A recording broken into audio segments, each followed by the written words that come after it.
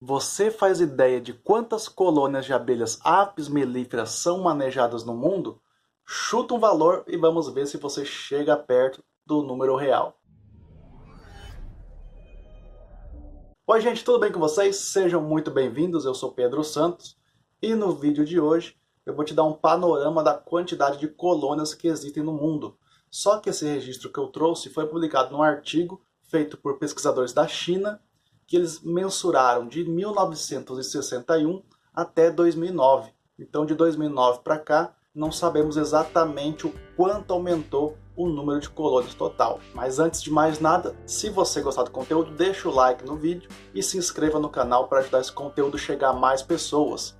E você deve ter reparado que na capa do vídeo eu coloquei número de colmeias e não de colônias. Não é porque eu esqueci e confundi, é porque se eu ponho colônias, não chama tanto atenção para vocês assistirem o vídeo, embora o termo correto seja colônia e não colmeia.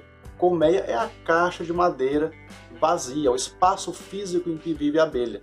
Eu já fiz um vídeo sobre isso no canal, se você ainda não assistiu, assista porque você vai descobrir que existe diferença nos termos técnicos enxame, colmeia e colônia. Então, quando falamos de abelhas que são manejadas e vivem numa colmeia, o grupo dos indivíduos adultos e as crias com os favos de alimento, esse conjunto é chamado de colônia de abelhas. Então, o panorama de hoje é a quantidade de colônias manejadas no mundo e não a quantidade de colmeias, porque, obviamente, se colmeia é o espaço físico, existem muito mais colmeias do que colônias, porque afinal de contas existem os fabricantes de colmeias. E tem os fabricantes que produzem as colmeias, então tem no galpão lá 200, 500, 800 colmeias, mas nenhuma colônia, porque afinal de contas ele é marceneiro, fabrica caixas de madeira e não cria abelha. E eu achei interessante trazer esse conteúdo para vocês, porque muitas pessoas escutam por aí que as abelhas estão desaparecendo. E isso é verdade, mas não é qualquer tipo de abelha. Existem mais de 20 mil espécies de abelha no mundo e nem todas estão desaparecendo. E muitas vezes quem fala que elas estão desaparecendo coloca uma foto da apis mellifera como representando o grupo. Eu entendo que ela é a mais conhecida, chama mais atenção, só que isso pode confundir pessoas que não têm conhecimento na área. Isso está muito longe de acontecer, porque a apis mellifera cresce anualmente a quantidade de abelhas no mundo manejadas pelo homem. Eu vou mostrar para vocês algumas figuras e alguns gráficos que vocês vão ver que a cada década vai aumentando a quantidade de colônias desse tipo de abelha. Então é verdade sim que algumas abelhas já desapareceram e outras estão extremamente ameaçadas de extinção, ou seja, de desaparecer também. Só que isso não se reflete na apis mellifera. Como eu falei para vocês, o número de colônias cresce a cada dia. Algum tempo atrás aqui no canal eu fiz um vídeo sobre a maior abelha do mundo, que vive lá no país chamado Mianmar. E essa abelha está ameaçada de extinção, ela só existe naquela região. E com a degradação ambiental, ela diminuiu muito a população, tanto que durante muitos anos, cerca de 30 anos, o pessoal achou que ela nem existia mais. Repare nessa figura que eu acabei de colocar aí na tela. Na vertical nós temos a quantidade de colônias de abelhas apis mellifera manejadas em milhões. E na parte horizontal nós temos o ano. Então reparem que desde o primeiro registro, em 61, a quantidade de colônias foi crescendo década após década. Então saiu de 41 milhões de colônias em 61 e em 2009 já tínhamos 65 milhões de colônias. Aliás, é bem possível que esses dados estejam subestimados.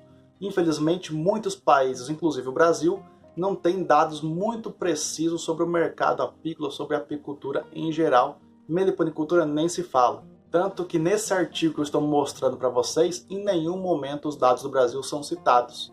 Então, se tinha 65 milhões de colônias em 2009, se pegarmos as 2 milhões que tem no Brasil, já iria para 67 milhões. Já nessa outra figura, nós temos a quantidade de colônias por país na década de 60.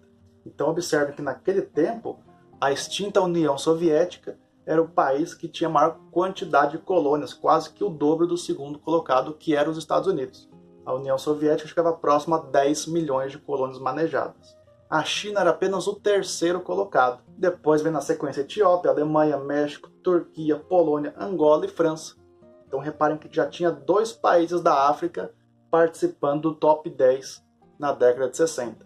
Já nos anos 2000, a China ocupou a primeira posição e desde então tem um domínio completo na apicultura. A maior produção de mel mundial e produção de geleia real ocorre na China. Reparem que os Estados Unidos ele caiu bastante, de segundo lugar foi para a 7ª posição. E repare que aqui é a primeira vez que um país da América do Sul, no caso a Argentina, entra no ranking dos top 10 países com maior quantidade de colônias manejadas. E desde então, a Argentina é um importantíssimo player no mercado mundial de mel. Já fiz vídeo aqui no canal comparando a produção de mel do Brasil com a Argentina. E a Argentina, quando vai mal na apicultura, dá uma quebra de safra, consegue produzir ainda 70 mil toneladas. O Brasil, quando bate recorde histórico de produção, consegue exportar aí 45 mil toneladas. Então isso mostra que o Brasil ainda tem muito para crescer. E nessa última figura nós temos a comparação dos continentes, desde a década de 60 até 2009.